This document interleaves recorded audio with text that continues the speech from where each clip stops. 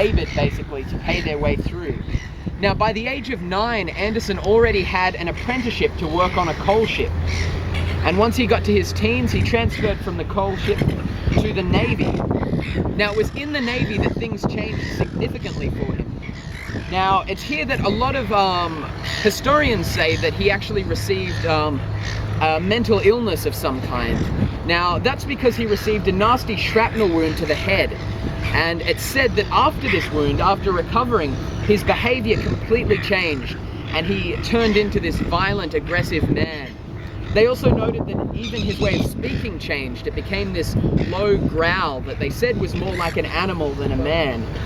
Now, this is in fact quite common amongst a lot of violent offenders. There's usually some kind of head trauma in their past that changes their ways, and this is certainly true of Anderson. Now, of course, as he was getting more and more aggressive and violent, he eventually found himself in trouble with the law. And he was arrested for drunkenness and breaking and entering after smashing a few windows in the streets of London. Now, he claimed that he was actually in a fight with the man who owned the house and that he was defending the honor of a woman. Now, regardless of what actually took place, Anderson was arrested and sent out to work on Goat Island, where he arrived in 1834. So just like everyone else, he was chipping away at the sandstone, being whipped, being chained, being stored in those tiny little houses with many other guys.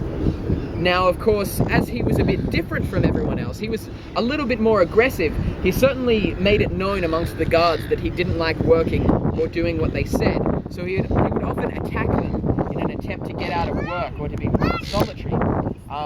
But what really tipped things over the edge was his repeated attempts at escaping the island. He'd often jump off and try and swim away, only to be caught and taken back. Now, eventually these individual offences built up so much that the only idea that came to them as a possible way to deal with this man was to chain him to a rock. Just watch out for this bike. Oh no.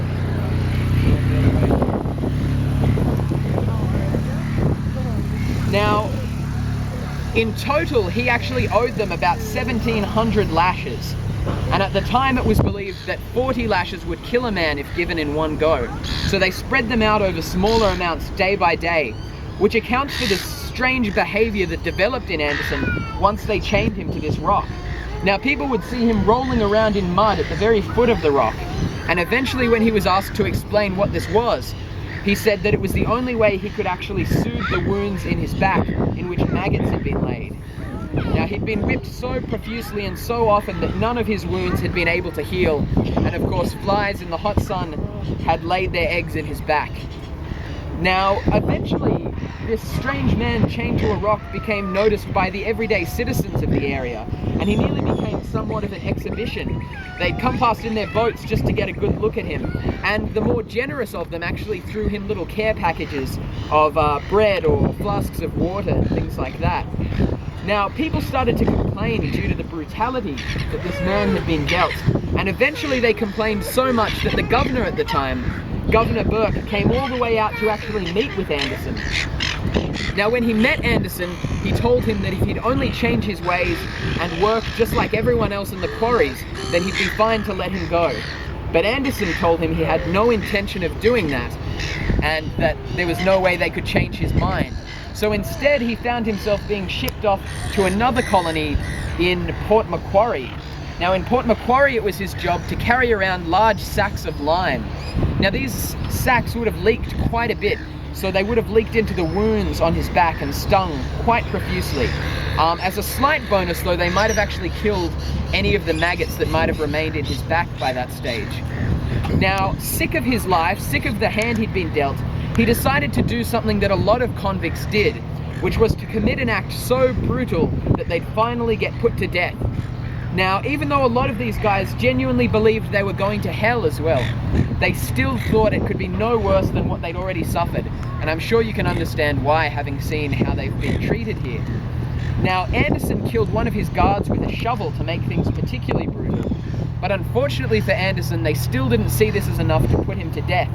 And instead, he found himself being shipped off again to another place, which was the notorious Norfolk Island. Now, he actually arrived at Norfolk Island for all its notoriety. He came at a very opportune time, And this was when a man by the name of Captain Alexander Maconochie was in charge. And Maconochie was an incredibly progressive man in terms of how he viewed the right way to treat convicts. And his central philosophy was that if you demean the prisoner, you demean the entire society and remove their will to actually return to everyday life. So instead, what he thought they should get, instead of sentences, was work. So they should have to complete a certain amount of labor with which eventually they'd earn their freedom. So he gave his convicts a lot of different responsibilities throughout the area. Now, this actually proved very successful, and very few of the convicts who served under him re-offended once they returned to society. And not only that, but they respected him so much that on occasions such as the Queen's birthday, he would let them all out for the day, and every single one of them returned at the end.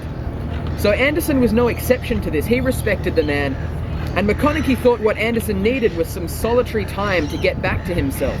So he gave him the task of training the wild bulls to pull carts around.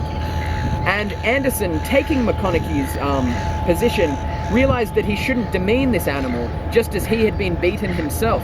So instead of beating the animal, he decided to command it with his voice. And this proved very successful. And eventually, he was given more responsibility. He was given a signal station to look after, and after that, he was given, as an extra, a vegetable patch to tend to. And it was noted that his behavior continually improved until another unfortunate event took place, one of many in his life. Maconochie was sacked from his position for being too soft on the convicts. Now, without Maconochie there anymore, Anderson returned to his previous aggressive behavior. Now, unfortunately, there's not as much detail known about the rest of his life, as a lot of the things known about him come from his interactions with Maconochie or the records kept of his time on Goat Island. What is known, however, is that he finished his days, he died at the ripe old age of 25 years old, which is an incredibly short life filled with an incredible amount of pain and hardship. And I think it's quite easy to become overwhelmed by the horror of the story. But I think perhaps what's most useful about this story is to look at the what is set by Maconochie, the example, which is that treating someone with respect and compassion instead of malice and hatred will always turn a better result than the lash. And it's very rare that we see that example set in early convict history, so I certainly think it's important to hold on to it while it's there. So if you'd like to take a closer look at the seat as we go past, you'll notice a